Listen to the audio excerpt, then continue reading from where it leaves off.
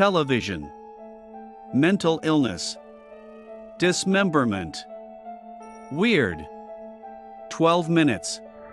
In the fall of 1987, local news channel WSB-TV2 of Atlanta, Georgia was attempting to fill a scheduling gap in their Sunday morning lineup. After a few solicitations by local business owners, they decided to allow the young Reverend Marley Sachs to take the available hour block to do a religiously themed show. It premiered October 18th with little promotion. The show was standard religious fare and consisted of the Reverend sitting in a simple chair reading passages from the Bible to the camera and discussing their interpretation and significance to our modern, day-to-day life. The show received a reasonable number of viewers and continued to be shown into early December. It was then that the studio began to receive extremely strange complaints from the viewers of Words of Light with the Rev. Marley Sachs. The calls were from women, and women only, who vaguely referred to uncomfortable feelings they had at very specific intervals during the program. They described feelings of nausea, back pain, dizziness, and blurred vision. These callers, for no discernible reason, were convinced that it was the viewing of the program that was causing these symptoms. It was later determined after 3 weeks of complaints that these feelings were happening at roughly 12-minute intervals during the course of the program. The small studio staff checked all recording equipment, both audio and video, and found nothing faulty. When the Reverend was made aware of these incidents, he merely shrugged and stated, cryptically, that some can't handle the voice of God. The head of the studio, at a loss to explain the cause of these complaints, decided to continue running the program. By February, viewership had dropped sharply, and it was decided to pull the plug on the show. The studio had figured it would be more prudent to spend as much time as possible on the news story that had the other two local news networks abuzz, the miscarriage epidemic. Starting sometime in November, the number of healthy pregnant women miscarrying in the Atlanta metropolitan area had reached over 300. The CDC could find no discernible cause for this terrifying occurrence. The Reverend took the show's cancellation with what could only be described as abject indifference. When informed, he made no protest, merely nodded, almost knowingly.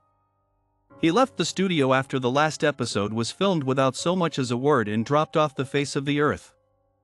No one ever heard from him again, not his former congregation nor any member of the church.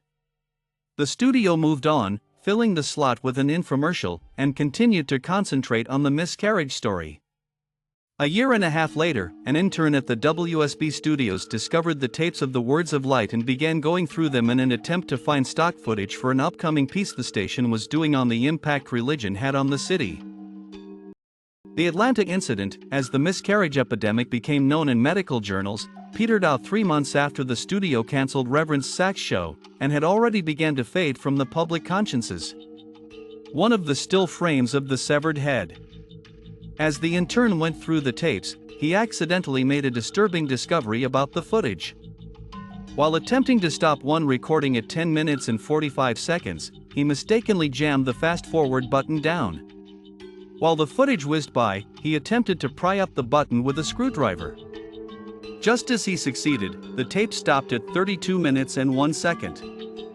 The intern actually fell out of his chair when he looked up at what was frozen on the screen, the image of a badly decomposed severed head filling up the entire frame.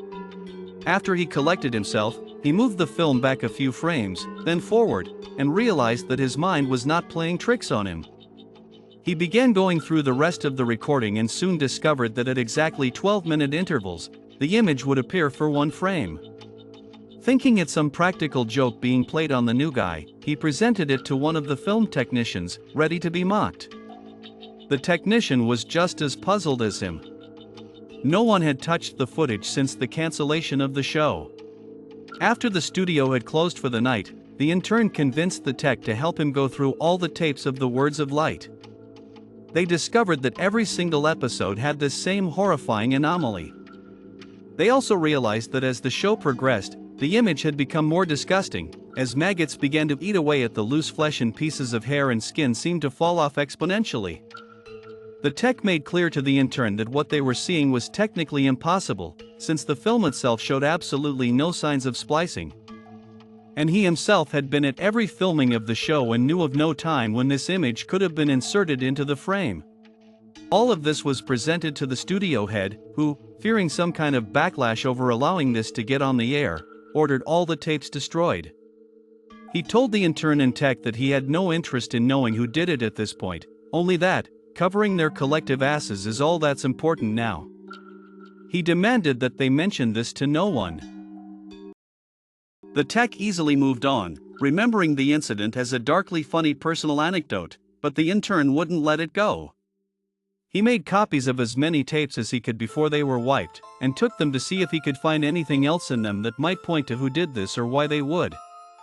A week later, he attempted to rope the tech into helping him again, saying that he believed he had discovered something even more disturbing than the images themselves. When the single frames were edited together in chronological order, the head's mouth appeared to be moving, as if trying to form words. The tech, fearing for his job, told him to get rid of the copies and not talk about it again.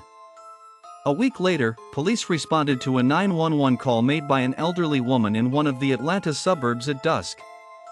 She had heard horrible noises coming from her next-door neighbor's house, where a young couple lived.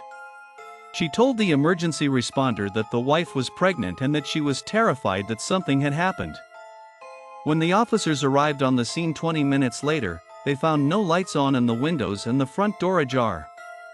They moved in slowly and made their way into the living room. Inside they found a young woman, dead, with her abdomen slashed open. The wound was jagged, and a trail of blood led from the body to the couch on the far end of the room. There sat her husband, the studio intern, naked, the corpse of his unborn child at his feet, dying. In his hand, he held the rusty piece of metal siding he had used to gut his pregnant wife. The television was on and playing an 18-second loop of silent footage of a decomposing head mouthing some unintelligible words. The story at the police precinct to this day goes that the intern kept saying under his breath, over and over again as they led him away, "The light of God calls them,